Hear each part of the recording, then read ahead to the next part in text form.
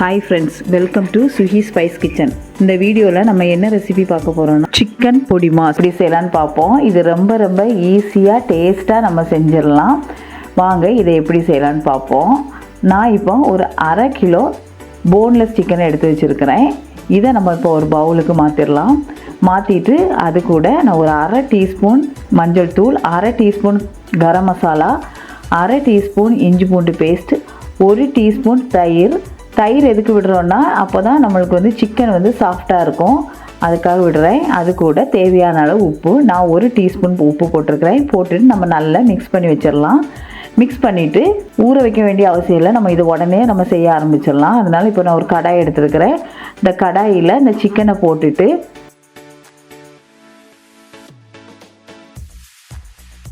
ஒரு 2 கிளாஸ் தண்ணி விட்டுட்டு, நான் இது சின்ன கிளாஸ்னால 2 கிளாஸ் விட்டுருக்கிறேன். நீங்கள் பெரிய கிளாஸ்னால் 1 கிளாஸ் தண்ணி விட்டுக்கோங்க. தண்ணி விட்டுட்டு நம்ம இந்த சிக்கனை நல்லா வேக வச்சிடலாம். இந்த தண்ணி எல்லாம் ட்ரை ஆகுறது வரைக்கும் நம்ம வந்து நல்லா சிக்கனை வேக வச்சிடலாம். இந்த மாதிரி நம்ம சிக்கனை வேக வச்சிடலாம். இந்த மாதிரி நல்லா வெந்ததுக்கு அப்புறம் நம்ம ஒரு பாத்திரத்துக்கு இதை மாற்றிடலாம்.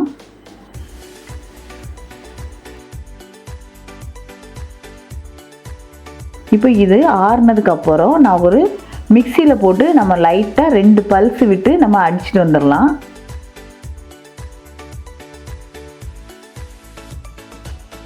இப்போ நான் ஒரு கடாய் எடுத்து வச்சுக்கிறேன். இதில் ஒரு 4 டேபிள் ஸ்பூன் எண்ணெய் விட்டுக்கலாம்.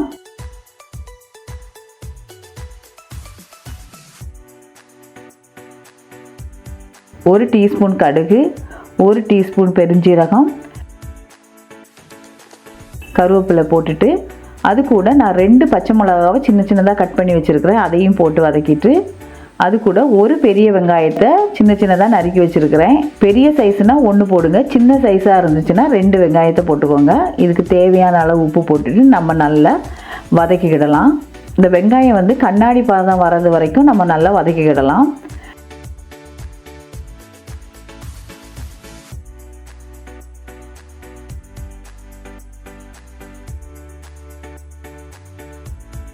இந்த மாதிரி வதக்கினா போதும், நல்ல ப்ரௌன் கலர் வர வேண்டிய அவசியம் இல்லை.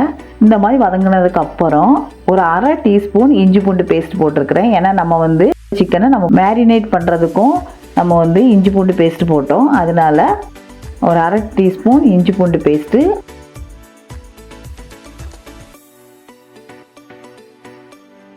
கால் டீஸ்பூன் மஞ்சள் தூள்,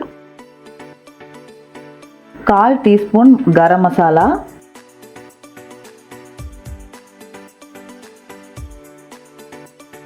கால் டீஸ்பூன் மிளகாத்தூள், இவ்வளோத்தையும் போட்டுக்கோங்க. மிளகாத்தூள் வந்து ரொம்ப போடாண்டா, லைட்டாக போட்டால் போதும். நான் வந்து காஷ்மீரி சில்லி பவுடர் எடுத்துருக்கிறேன். இதையும் போட்டு நல்லா மிக்ஸ் பண்ணிடலாம். மிக்ஸ் பண்ணிவிட்டு இந்த மசாலா ஸ்மெல் போனதுக்கப்புறம்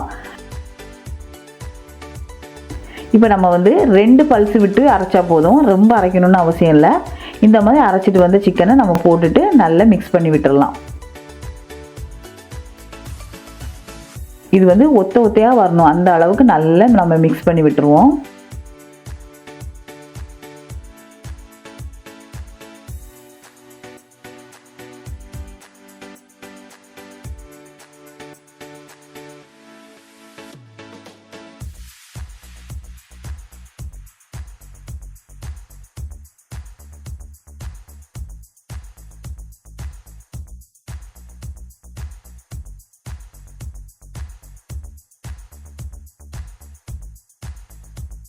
இந்த மாதிரி நல்லா மிக்ஸ் ஆனதுக்கப்புறம் நான் ஒரு 2 முட்டை எடுத்துருக்கிறேன். இந்த 2 முட்டையை நம்ம ஒரு பவுலுக்கு ஊற்றிட்டு நல்லா அடித்து இதுக்கு மேலே விட்டுடலாம். விட்டுட்டு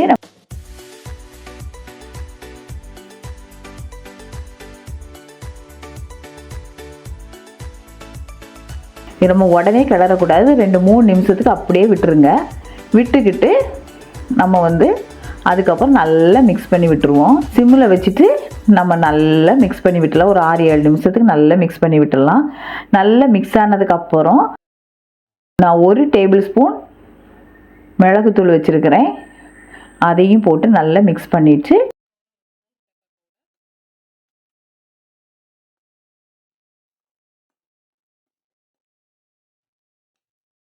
கடைசியாக நம்ம கொத்தமல்லி இலை தூவி நம்ம இறக்கிடலாம். அருமையான சிக்கன் பொடி மாஸ் ரெடி. இது சாம்பார் கூட ரசம் கூட எல்லாம் வச்சு சாப்பிட்றதுக்கு ரொம்ப ரொம்ப டேஸ்ட்டாக இருக்கும்.